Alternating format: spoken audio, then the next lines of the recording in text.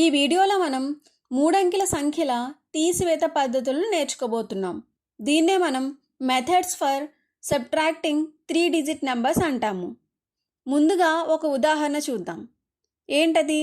357 minus 156ను పరిష్కరించండి.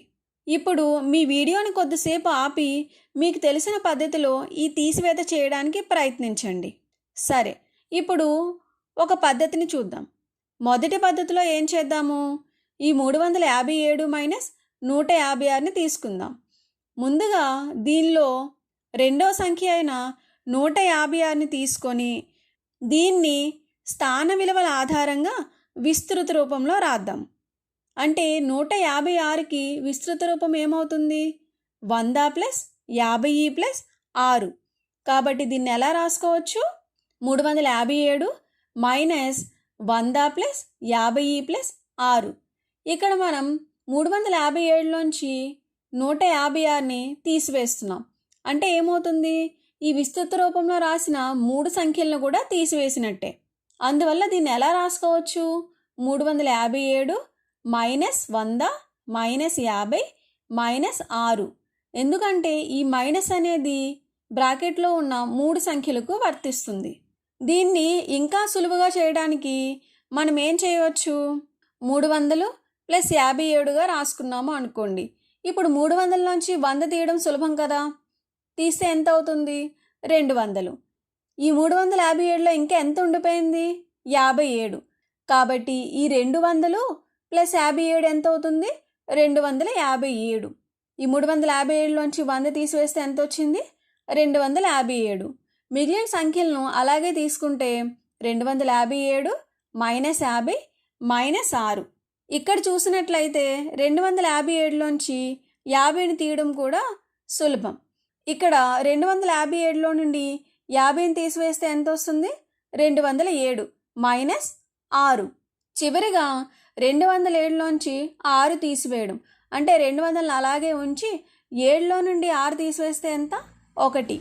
కాబట్టి మనకి సమాధానం ఏమొచ్చింది? 201గా వచ్చింది. ఈ తీసివేత పద్ధతి చాలా మంచి పద్ధతి. ఇది కేవలం మనకి 3 అంకెల సంఖ్యలకి మాత్రమే కాదు, ఎన్ని అంకెల సంఖ్యలకైనా ఉపయోగపడుతుంది. ఇప్పుడు మరొక పద్ధతిని చూద్దాం. కొన్నిసార్లు మనం సంఖ్యలను మనకు అనుగుణంగా మార్చుకుంటే తీసివేత మరింత సులభంగా అవుతుంది. ఉదాహరణకు ఒకసారి ఆలోచించండి. ఇక్కడ మనం 156కి బదులుగా 150 తీసేస్తే సులువుగా ఉంటుంది కదా. అలా చేయాలంటే మనం ఏం చేయాలి? 156లోంచి 150 తీసివేస్తే ఎంత వస్తుంది? 6. కాబట్టి ఈ 6 అనే సంఖ్యను మనం 2 సంఖ్యల నుండి తీసివేసామనుకోండి, మనకి మొత్తం విలువలో ఎటువంటి మార్పు ఉండదు. అదేవిధంగా మనం అనుకున్నట్టుగా 156కు బదులు 150ని తీసివేయడం జరుగుతుంది. ఇది ఎలాగో ఒకసారి వివరంగా చూద్దాం. ఇప్పుడు మొదటగా ఏం చేద్దాము? 2 సంఖ్యల నుండి 6ని తీసివేద్దాం. అంటే ఇది ఏమైంది? 357 minus 6 minus 156 minus 6 is equals to ఏమవుతుంది? 357లోంచి 6 తీసివేయడం అంటే ఏంటి? 7లోంచి 6 తీసివేస్తే ఎంత? 1. ఏమవుతుంది ఇది?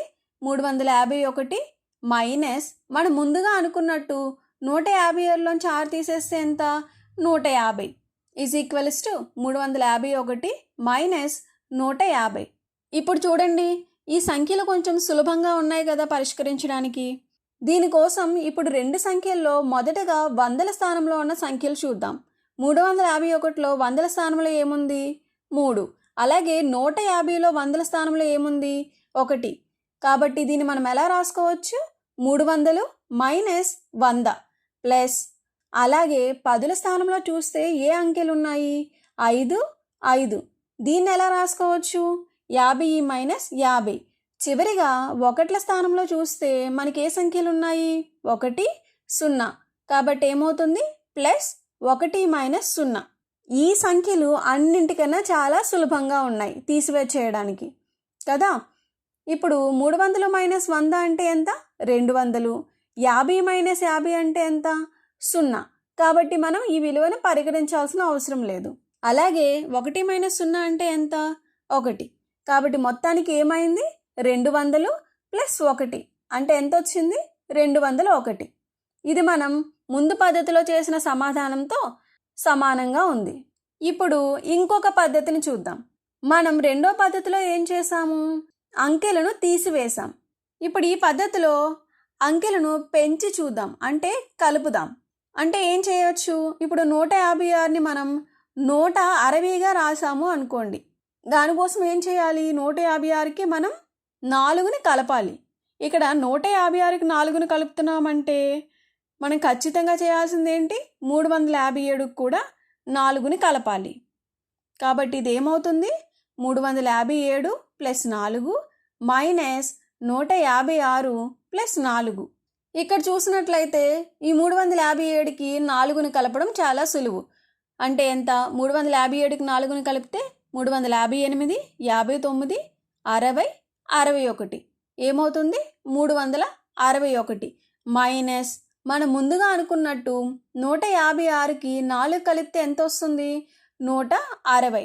ఏమైంది? ఇది ఈజ్ ఈక్వల్స్ టు 361 మైనస్ 160. ఈ తీసివేత చేయడం చాలా సులభం. ఎందుకంటే దీన్ని మనం ఎలా రాసుకోవచ్చు? 361 మైనస్ 160ని ఎలా రాసుకోవచ్చు? 100 ప్లస్ 60 అంటే ఏమవుతుంది? -100 మైనస్ 60. తర్వాత దశలో దీన్ని పరిష్కరించడానికి ఏం చేస్తాము? 361లోంచి 100 తీసివేస్తాం. అంటే 300 మైనస్ 100 అంటే ఎంత? 200. ఇంకా ఎంత ఉంది? 61. కాబట్టి ఇది ఏమవుతుంది? 261 మైనస్ ఇంకా ఎంత ఉంది? 60.